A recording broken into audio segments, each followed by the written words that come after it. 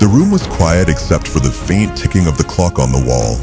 25-year-old Jason sat by the window, his eyes glued to the street outside. It was late afternoon, the golden light filtering through the blinds. His thoughts were miles away, filled with worry, frustration, and a deep sense of helplessness.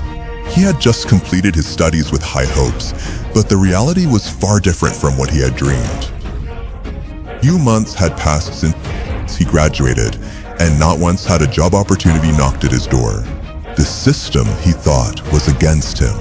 He had submitted countless applications, attended several interviews, and yet the response was always the same nothing. It felt like a never-ending cycle, a loop of disappointment that drained him a little more each day. Keep remain my words in your mind. Life doesn't always go as planned. Sometimes it knocks you down and dares you to rise. Jason was in that moment, broken, defeated, questioning everything. If you've ever felt that way, you're not alone, I'm with you. This is where resilience is built, where strength is forged. Stay with us because we'll find the motivation to keep pushing forward. A.S. Jason looked over at his father, who sat in his old rocking chair by the fireplace. The elderly man's frail body seemed to shrink even more with each passing day, his health deteriorating faster than anyone had expected.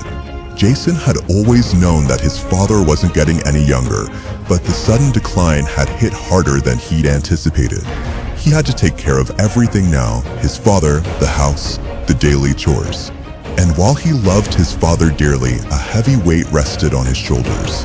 The walls held memories of laughter, hard work, and love. Now, they also held the unspoken truth of how much Jason had sacrificed to keep things running. His dreams seemed to slip further away with each passing day. Suddenly, there was a soft knock on the door. Jason's mother, who had passed away a few months ago, had always been the one to answer the door. She had been the heart of the house, the one who kept everything together. Now, there was only Jason. He stood up slowly, stretching his aching muscles before walking to the door. As he opened it, he was met with the sight of his neighbor, Mr. Williams, an older man who had always been kind to Jason's family. The man's face, usually filled with warmth, was now marked by concern. "Jason, my boy, how are you holding up?" Mr. Williams asked softly, his eyes searching Jason's face for an answer. Jason forced a smile, though it didn't reach his eyes. "I'm fine, Mr. Williams. Just busy." The older man studied him for a moment, then sighed. "I know things have been tough for you. Your father's health, and I know you've been looking for work. If you ever need help or just someone to talk to, I'm here, all right?" Jason nodded, grateful for the kindness, but feeling a sharp pang of guilt. He knew he couldn't ask for help. His pride, his desire to stand on his own 2 feet, wouldn't allow it. After a brief conversation, Mr. Williams left, and Jason went back to his father. Sitting down beside him, he couldn't help but wonder how much longer he could keep this up. How long could he balance his dreams and responsibilities? How long could he keep going without losing himself entirely? The following days felt like they blurred together. Mornings were spent trying to find any job opportunities he could, scouring the internet, making phone calls, and following up on leads. But as the day wore on, the hope he had clung to seemed to fade a little more. His father's health was worsening by the day, and the pressure of managing everything on his own was taking its toll. At times, Jason would lie awake at night, staring at the ceiling, unable to sleep. He thought about his dreams, about the future he had once imagined for himself. But the weight of the present was so heavy that he could barely see beyond it. His dreams felt like a distant memory, something he had once believed in but had no place for anymore.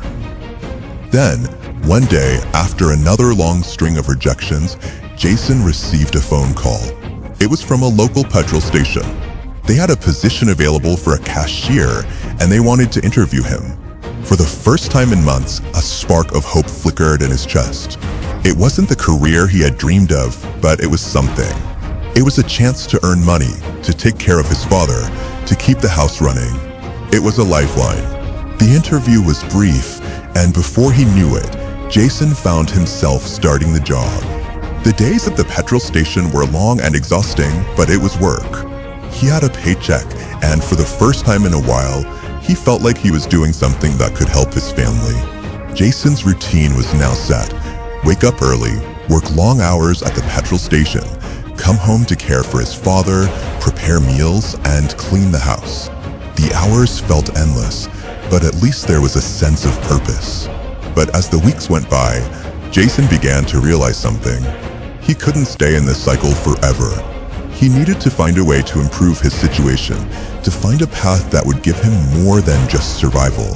He needed to dream again, even if it felt impossible.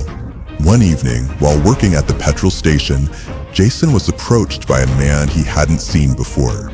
The man was in his late 40s, well-dressed, and had a friendly smile. He introduced himself as Mr. Jacobs, the owner of a local ice cream shop. Mr. Jacobs explained that he was looking for someone to work part-time in his shop, and Jason's name had come up through a mutual acquaintance. Jason was intrigued, but also hesitant. The job at the petrol station was stable, even if it wasn't glamorous. But the idea of working somewhere different, of being part of something small but meaningful, appealed to him. He agreed to meet Mr. Jacobs the next day. The following morning, Jason stood in front of the ice cream shop, taking in the sight of the small but charming building. It wasn't much, just a little storefront with a few tables outside and a brightly colored sign hanging above the door.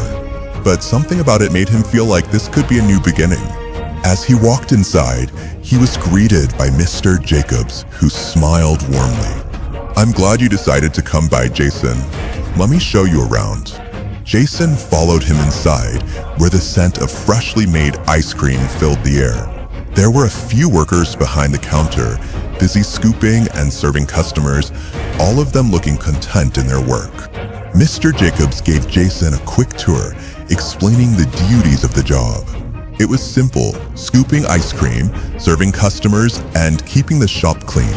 It wasn't glamorous, but it was a step up from the petrol station. And more than that, it felt like a chance to rebuild, to move forward. "Take your time to think about it," Mr. Jacobs said as the tour ended. "I'll be here whenever you're ready." Jason nodded, feeling a sense of possibility that had been missing for a long time. As he left the shop, he felt the weight of his decisions settle on him.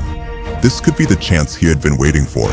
But it also meant taking a risk, leaving behind the safety of the petrol station job and diving into something new. That night, Jason couldn't sleep. The decision weighed heavily on his mind. He thought about his father, about his family, about his future. Was this the right choice? Or was he making a mistake? The next day, he called Mr. Jacobs and accepted the offer. It was time to take a leap of faith.